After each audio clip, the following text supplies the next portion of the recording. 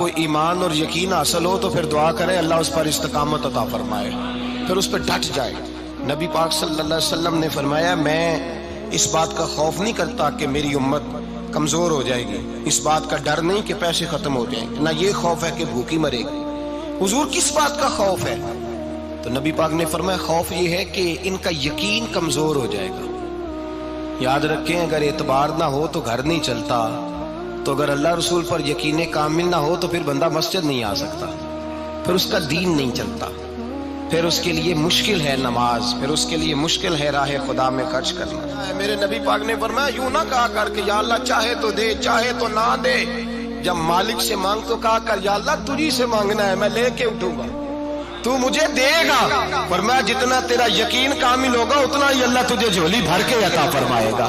کمزور سا مسلمان، لڑکھڑاتا سا مسلمان دیکھتا ہوں کرتا ہوں، اور یہ بھی نہ دیکھا کریں بھائی ایمان یقین کو استقامت کے درجے پہ لیں، یہ نہ دیکھا کریں کہ وہ کیسے دے گا، وہ کسی وسیلے کا محتاج نہیں ہے، وسیلے کو پسند کرتا ہے، پر وسیلے کا محتاج وہ بغیر وسیلے کے بھی دے دیتا ہے۔ ہر آدمی ماں باپ کے ذریعے پیدا ہوتا ہے، اگر پیدا کرنا چاہے تو جناب عیسیٰ کو بغیر باپ کے پیدا کر دیتا ہے، اگر پیدا کرنا چاہے تو حضرت آدم کو بغیر ماں اور باپ کے پیدا کر دیتا ہے۔ جب یقین رکھیں، یقین قرآن مجید پڑھیے، حضرت موسیٰ علیہ السلام فرعون کے دربار میں کھڑے ہیں، چاروں جانب دشمن ہی دشمن ہے، جادوگر آ گئے، انہوں نے سانپ چھوڑے، حضرت موسیٰ کے ہاتھ میں ڈنڈا تھا، حضرت موسیٰ کہتے ہیں یا اللہ کیا کروں؟ تو اللہ تعالیٰ نے فرمایا اپنا عصا پھینک دو۔ کہنا چاہیے تھا نا کہ یا اللہ ایک ہی تو شے ہے، اتنے سانپ ہے، بچانے کے لیے ڈنڈا ہے وہ پھینک دوں؟ ڈنڈا پھینکا جاتا ہے، سانپ کو دیکھ کر کے قابو کیا جاتا ہے۔ یہ میرا اور آپ کا ذوق ہے نا، لیکن انبیاء کرام کا انداز ملاحظہ کیجئے میرے عزیزو۔ اللہ فرماتے ہیں ڈنڈا، اے موسیٰ ڈال دے اپنا عصا، پہلے نہیں فرمایا کہ سانپ بن جائے گا، فرمایا بس تو ڈال دے۔ میں اور آپ ہوتے ہیں تو سام سامنے ہے، ڈنڈا ہاتھ میں ہے، ہم کہیں گے عجیب بات ہے، یہی تو دفاع کی چیز ہے، اسی کو ڈال دوں تو بچوں گا کیسے؟ کہا ڈال دو، تو حضرت موسیٰ نے ڈال دیا، کہا میرے رب کا حکم ہے تو میرے لیے بہتر ہی ہوگا۔ اللہ فرماتے ہیں جب موسیٰ نے ڈالا تو میں نے اس ڈنڈے کو، اس عصا کو اژدہا بنا دیا۔ اب کبھی عصا بھی اژدہا بنے، کبھی چھڑی بھی بہت بڑا اژدہا بنی ہے، لیکن قرآن کہتا ہے جناب موسیٰ نے ڈالا تو اللہ نے اژدہا، بلکہ اس سے پیچھے چلیے، عورتیں کمزور یقین کی ہوتی ہیں نا، جناب موسیٰ پیدا ہوئے تو اللہ فرماتے ہیں میں نے موسیٰ کی ماں کے دل میں بات ڈالی، ماں کے دل میں صندوق میں ڈال کے تو اس کو دریا میں بہا دے۔ اور بھائی صندوق میں کہہ سکتے ہیں نا آکسیجن کیسے جائے گی، اور دریا میں بچے بچنے کے لیے ڈالے جاتے ہیں کہ ڈوبنے کے لیے ڈالے جاتے ہیں؟ ماں کے دل میں یقین کمزور نہیں تھا ماں کا۔ انبیاء کے ماں باپ موحد ہوتے ہیں، دین کو ماننے والے، ماں کے دل میں اللہ نے بات، اللہ قرآن میں کہتے میں نے وحی کی، میں نے القاء کیا، میں نے بات ڈالی۔ حضرت موسیٰ کی ماں کہتی ہے میں نے ڈال کے نا سمندر میں بیٹا، میں نے سمندر میں بیٹا ڈال کے صندوق میں بند کر کے رب کے حوالے کیا۔ آپ فرماتے ہیں میرے مالک کا بھروسہ کیا تو پھر میرے مالک کا کام دیکھو، کمال دیکھو، میں نے دریا میں ڈالا، اللہ نے فرعون کے گھر میں میرے بیٹے کی پرورش کرا دی۔ یہ یقین کہ حضرت موسیٰ کے پاس قوم آئی، قرآن پڑھیے، کہ جناب پانی چاہیے، وَإِذِ اسْتَسْقَىٰ مُوسَىٰ لِقَوْمِهِ، موسیٰ نے اپنی قوم کے لیے پانی مانگا، ہم نے کہا فَانْفَجَرَتْ مِنْهُ اثْنَتَا عَشَرَةَ عَيْنًا، اپنا ڈنڈا پتھر پہ مارو۔ عقل والا آدمی ہوتا تو اڑ جاتا، کہتا یا اللہ پتھروں سے بھی کبھی پانی نکلا ہے؟ اضرب بعصاک الحجر، مارو پتھر پہ ڈنڈا۔ اللہ کے نبی نے منٹ نہیں لگایا، ٹھا کر کے ڈنڈا لگایا، فانفجرت منہ اثنتا عشرۃ عینا۔ اللہ فرماتے ہیں جناب موسیٰ نے ایک عصا مارا، میں نے 12 چشمے جاری کر دیے۔ تو لے تو لا اللہ کرتا ہے، اللہ کہتا ہے پڑھ نماز روزی دوں گا، کہتا ہے سوچتا ہوں۔ اللہ فرماتا ہے آجا مسجد میں تیرا ہو جاؤں گا، کہتا ہے دیکھتا ہوں۔ رب فرماتا ہے تو میرے محبوب کی غلامی کر، میں تجھے محبوب بنا لوں گا۔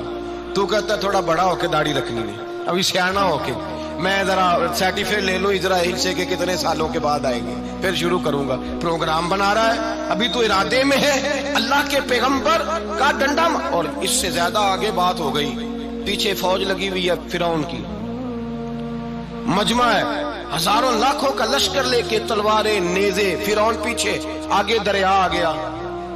حضرت موسیٰ علیہ السلام کھڑے ہیں، اب کدھر جائیں؟ اللہ پاک نے فرمایا مارو ڈنڈا۔ کہاں؟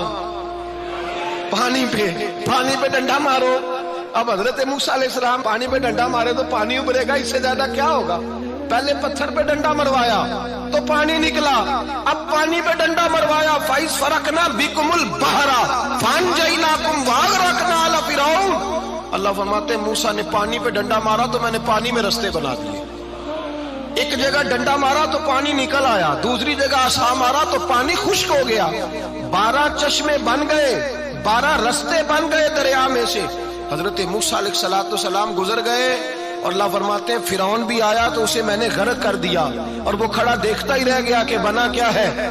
جب یقین کامل نصیب ہوتا ہے، اعتماد کی دولت اللہ دیتا ہے، جب انسان کو یہ انشراح صدر ہو جاتا ہے کہ میری نجات خدا کے حکم میں ہے اور رسول اللہ کے قدموں میں ہے، جب اسے یہ انشراح حاصل ہوتا ہے تو پھر نماز کا لطف آتا ہے۔ غور کیجئے کیا جملہ کہہ دیا میں نے، پھر اسے نماز کا پھر اسے نماز بوجھ نہیں بلکہ نماز نہ پڑھے تو اس پر بوجھ ہوتا ہے، پھر قرآن مجید اس کی روح کا ساتھی ہو جاتا ہے، پھر عبادات، تقوی، پرہیزگاری، پھر وہ ایک سنت کے چھوٹنے پر پریشان رہتا ہے جب یقین کی دولت نصیب ہوتی ہے۔ قرآن مجید فرقان حمید نے کہا ایمان لاؤ تو پھر ایمان پہ ڈٹ جاؤ، مسلمان بنو تو پھر اسلام پر۔ پھر یہ جو کمزوری ہے نا، یہ دیکھتے ہیں، کرتے ہیں، چلتے ہیں، ابھی کل ابھی پرسوں بہانے ہیلے، ابھی میں نماز شروع کرتا ہوں دیکھتا ہوں لا الہ الا اللہ محمد الرسول اللہ صلی اللہ علیہ، جب کسی نے کلمہ پڑھا تو اس پر پورا دین ضروری ہے، پورا۔ اب وہ یہ نہیں کہہ سکتا کہ تھوڑا تھوڑا کر کے آؤں گا۔ یقین کی دولت نعمت ہے۔ اللہ پاک قرآن مجید میں فرماتے ہیں ان الذین قالوا ربنا اللہ ثم استقاموا، جنہوں نے کہا کہ اللہ ہمارا رب ہے اور پھر وہ اس پر ڈٹ گئے، پھر اس پر وہ کہا تو ڈٹ گئے، کھڑے ہو گئے، نہیں اللہ ہی رب ہے، اللہ ہی دینے والا، اللہ ہی مالک، اللہ ہی ہمارا رازق ہے، رب ہی ہمارا سب کچھ۔ جب ڈٹ گئے تو فرمایا تتنزل علیہم الملائکہ، پھر میں ان کی مدد کے لیے آسمان سے فرشتوں کا نزول فرمایا کرتا ہوں۔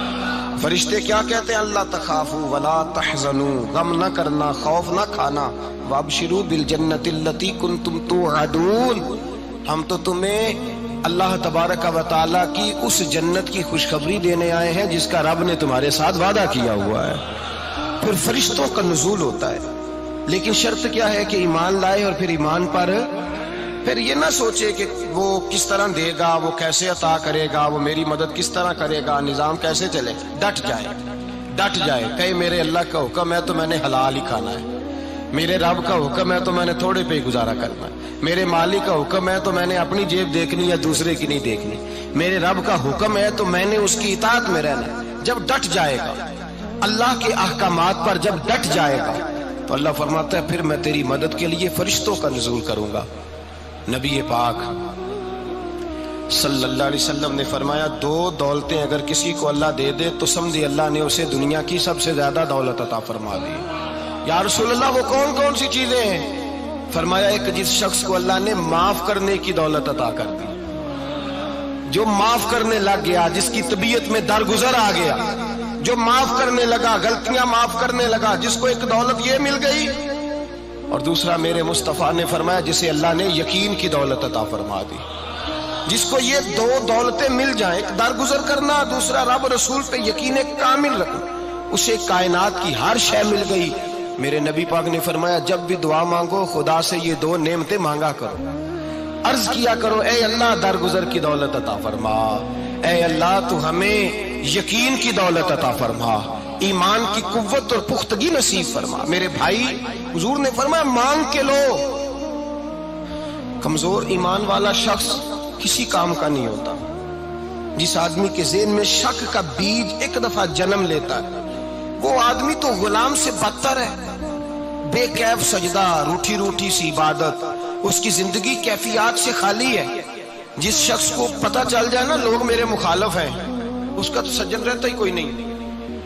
اصل بات یہ ہوتی ہے کہ یہاں سوچ بیٹھا ہے کہ دنیا میرے خلاف ہے، یہاں مخالفت یہاں بیٹھ گئی ہے، دو بندے باتیں کر رہے ہیں تو پریشان ہے، میرے خلاف ہی لگے ہوئے ہیں، میری ہی بات ہو رہی ہے، کیونکہ اصل تکلیف کہاں ہے؟